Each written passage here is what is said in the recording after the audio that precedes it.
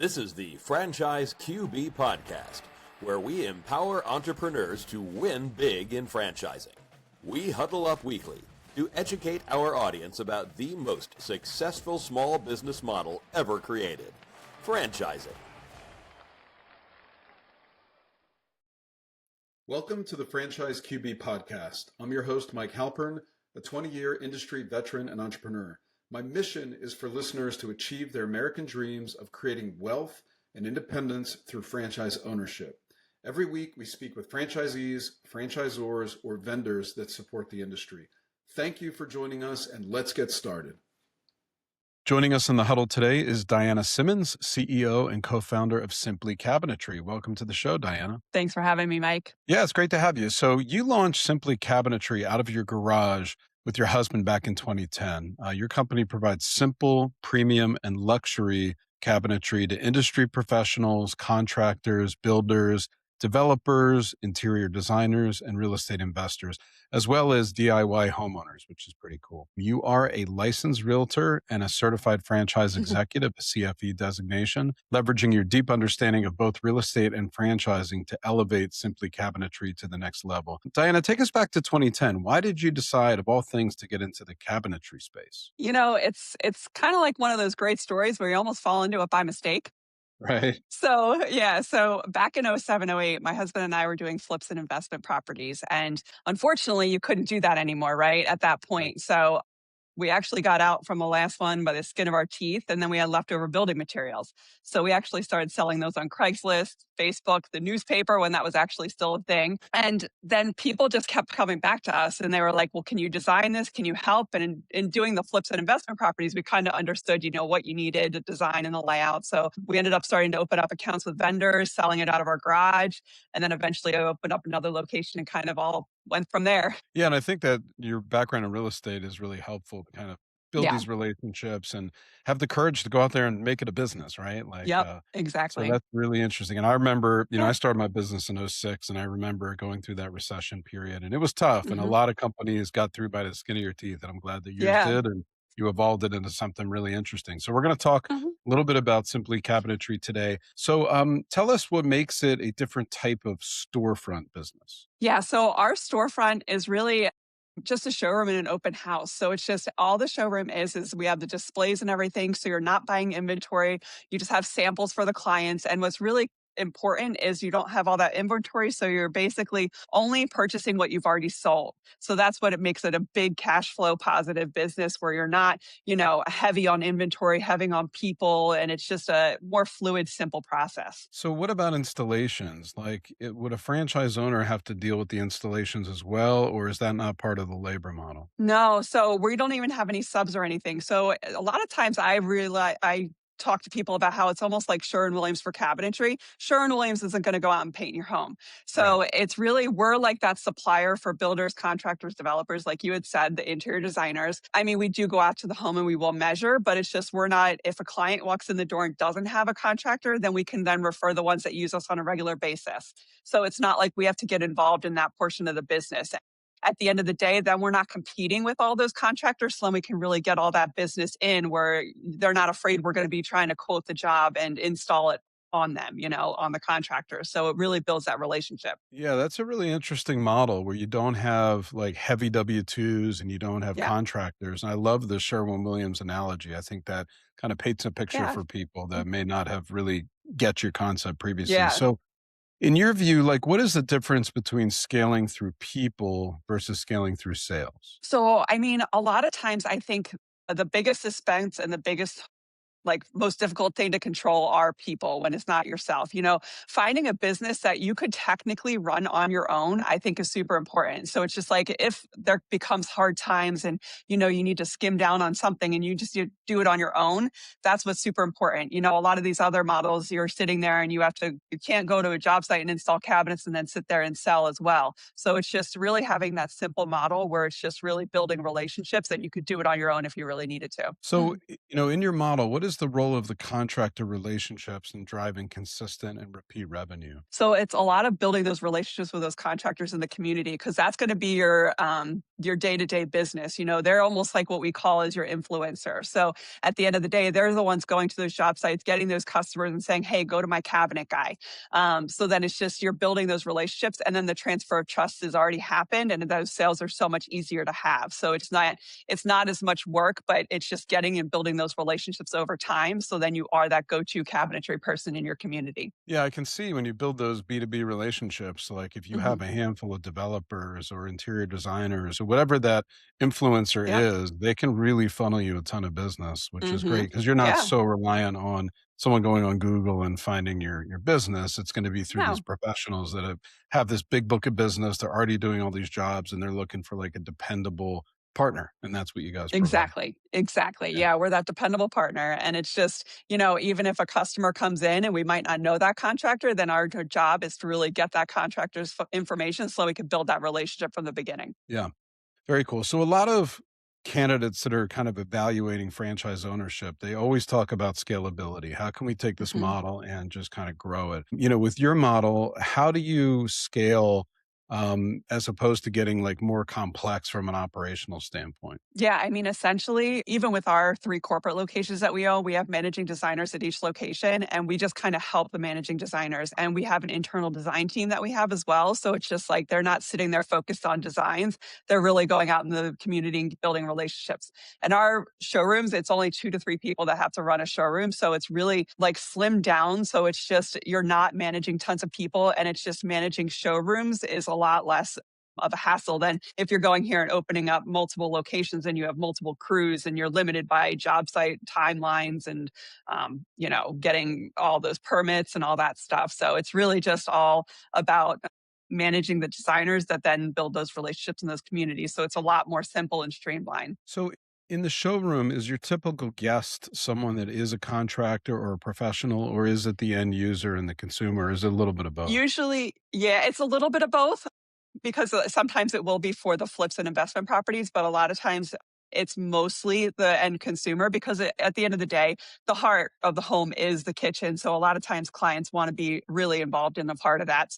Our goal, though, is to always make sure that we can get from A to Z as quickly and efficiently as possible. And that's why our showroom is kind of dedicated to being able to educate the client through the process. And it's almost self shoppable and everything's labeled in the showroom. And you can kind of see behind me where we teach them about inset overlays, different door styles. So they can really make that right, just educated decision. And you kind of mentioned the flipping and how some of those like investors still come in and they want to touch it, feel it, like get in there and see the products. What are some of the key lessons that you learned going from, when you and your husband were flipping real estate to building a systematized business? Because franchising is all about processes and systems. And Mhm. you guys presumably, started your flipping business organically and then had to figure out how do we make sure that we can kind of stamp this on the next one and not have to do it from scratch over again. So how did those lessons translate into kind of creating a franchise system? Yeah, so I think the most successful flippers and investment property owners are basically they have a package or a process that they follow in order to be successful, right? You don't want to reinvent everything every time you do it, similar to like with the showrooms and that what we do with that. So I think a lot of it is just making sure that there's the efficiencies because that's super important. Time is money and people are money and effort is time and money. So it's really making sure you're sitting there having those processes as efficient as possible in order to get to that end goal as quickly and efficiently as possible.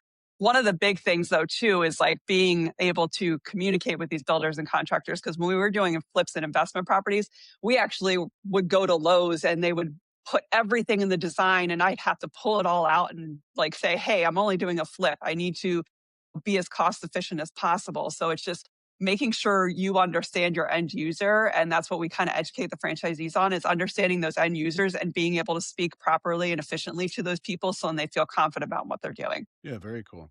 Yeah, you're right. I mean, the cabinetry and it's not just the kitchen, right? Like every room Hmm. can have cabinetry. Nowadays we have Yep. franchise systems that are redoing garages and you have Hmm. kind of around the hearth and you have, in the bedroom and all these different places. So it's kind of neat how it translates beyond just the kitchen, which is probably where Right. people start. And then they say, wait a second, I can also do this, this, and this, which is Yeah. pretty cool.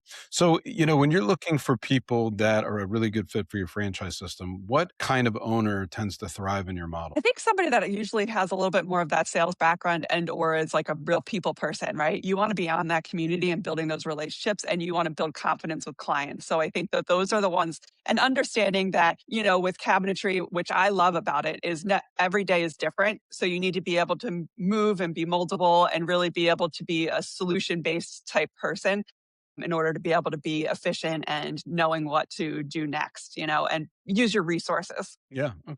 So Mhm. take us a little bit through the timeline. Like 2010 is where it all began. It's now 2026. So, Mhm. I'd like to learn a little bit about when you decided this is, ready to be a franchise system, and what's your growth strategy going forward? So essentially, back in the day, we were only doing import lines and some of the more localized brands and everything. Everybody used to actually come in from like basically the beginning and always ask us if we were a franchise system. But That's a good essentially, compliment. It means you're doing something yeah, right. I know, right? But we knew we weren't ready. And we had a lot of, we had like so many different brands. It would confuse clients. It would be overwhelming. It's stall the process. So clients wouldn't be able to, again, be as efficient as getting from that A to Z. So we actually redeveloped a few years ago, went through a rebrand and figured out what really works because we've been doing this for over 15 years since 2010. So it's just we sat back and figured out how can we make this as quick, efficient, and lean as possible, but be that authority in cabinetry. So we actually ended up being able to partner with some of the largest brands in cabinetry across the nation. So we're able to ship nationwide now with all of our brands. So there's really no issue when it comes down to that. And that was one of the things that was kind of holding us back in the beginning because, when you have some of those local, smaller type cabinetry businesses, shipping can really hone you Right. down or bring you down. And just being able to have those partners when it comes to like those bigger brands that can handle the volume, because we used to have back in the day, like some of these smaller brands too. It's just, we are a bigger volume in the area. So it's just once we had like a busier season, then they'd start lagging down and we can't really be as efficient with that. And we want to be able to, be consistent even through COVID, because we are a larger cabinetry dealer in the area, we stayed on that VIP, they called it, where it's just like our timelines only changed like in the beginning, but after that, we were able to stay more lean and efficient and being able to deliver quicker than anybody really in the area. Okay. So, in terms of growth strategy on the franchise side, are you Mhm, trying, because you're in the Philadelphia market, are you looking to mhm. go up and down the 95 corridor? Are you like ready to jump to other markets? What's kind of the thought process there? So, I mean, ideally, we're staying probably within like a 4 or 5 hour drive right now at this time. But we do have some good candidates that are a little bit further away. But it all depends on the type of candidate, on how knowledgeable they are prior to being able to come around to do this. We will definitely look at people that are further away. But again, they have to be a little bit more qualified in that aspect. But ideally, we're looking for people kind of, again, with like the Connecticut, Pennsylvania, all of Pennsylvania, really. Virginia, Delaware, that sort of thing is what we're kind of aiming towards this time. Yeah. And you've been like indoctrinated in franchising over the last 4 years. Tell us a little bit about what you've learned and some of the conferences you've attended. Like, are you going to the trade shows? Are you going to the IFA events? What kind of things have you experienced that have really kind of honed in your skill set in franchising? Yeah, so I've been going basically, since like 2020, I think it was 21 or something like that. We've been going to conferences. Our first one was Springboard, actually, in Philadelphia. Yeah, it's a great one. Yeah, it was. It was a good one to dabble my feet in. Let's just say that, because when you get into franchising, they always say it's almost like drinking from a fire hose, right? So it's just there's so much information. And what's pretty amazing is all the people and how much they're willing to give out all that information. So that's what I really loved about it. And my husband and I are people that are going to be asking questions and really sinking in and diving in and really analyzing all of this. And while we were going through a rebrand and everything and learning all this stuff, we just wanted to make sure that we understood it inside and out, because nothing is going to be more stressful than if we don't know the answers when somebody's investing their life savings. So it's just like it was really important for us to understand every part of it and get all these other different perspectives from veterans in the industry that we can, rely on and have the respect for to give us the information that they know. So I have learned so much and made so many good connections at these franchise conventions and all that stuff that I can just build and put into our arsenal and know what could be coming around the corner, I think is what is like a big benefit from that. Yeah, I found that the franchising community is really collaborative. They're like Hmm. there to lift you up, help you. And I Hmm. mean, not everyone's like that, but when you look at the industry Yeah. as a whole, that's been my experience as well. So that's really great that you guys just jump right in and started asking Yeah. questions. And that's what it's all about. Let's talk a little bit more about the B2B aspect of your business. Like, what's that really look like in practice? How does a new owner come in and leverage like a really good B2B sales and translate that into success in Simply Cabinetry? Yeah, so from day one, once you already identified your location and everything, we're already hitting all the registered contractors and builders and developers in the area. So we're already marketing to them before we even open up the location, to start drumming up that business and build up the awareness of us coming to the town. So then they're really able to start even building those relationships prior. And then eventually when they open, they can, bring them in for the grand opening and we can really start just building those relationships from day one. So it's just all about those people making those connections and then showing them why we're different. Because at the end of the day, every contractor's customer is not the same. So that's why we have those different tiers. So we can be able to maneuver, and every economy is not the same. So certain economies, we may do a little bit better with like our simple line, which is like a stock line. And some economies or areas, we may do a little bit better with our luxury line. And that's why we have those different lines so we can kind of maneuver as the market, the economy, or the contractor's client needs. Yeah, I love that. I saw the good, better, best on your website. And by the Hmm. way, the website looks amazing. Like it really Thank does a good you. job of educating, someone like me, but also like a potential customer, what Yeah. the process is going to be like and the transparency of it and Mhm. kind of the timeline. So I thought that was really great. So yeah, Thank kudos you. to you guys. I know it takes a lot of work to do a website right. Yeah. So like in your actual storefronts, is it by appointment only, or do you have someone that's like minding the store from open to close? Yeah, so each location has what we call as an LMA, which is like a lead management associate. It's basically like a receptionist, but their goal is to really get clients and give them a tour throughout the showroom and make an appointment with the managing designer. So it's really their Okay. goal is to educate the client, make sure they understand what we do, give them a tour, and excite them to make an appointment with the managing designer. So they're usually doing the coverage Monday through Saturday, 10 to 5. Now, the managing designer is here throughout the days and everything, which would be like the owner operator that we're looking for right now.